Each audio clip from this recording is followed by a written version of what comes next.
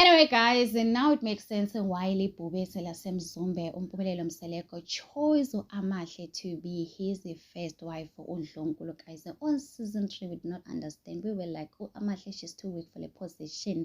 Yesterday, on his Gardens September, season 4, episode 1, it makes sense now. So, anyway, guys, let's get to start today. No, the rest of the house is Samani Peace and for selling. Welcome to Truly Entertainment.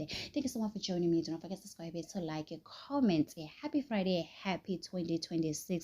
The way Amahle keeps her life private must be studied, guys. We find out yesterday Amahle gave birth to a son.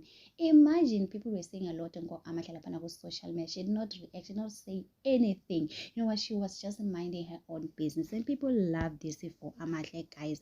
One thing kule season is your defender Amahle, guys. People were like, "Hi, bo, we Amahle. You did not post anything. You didn't say anything. You were just quite minding your own business."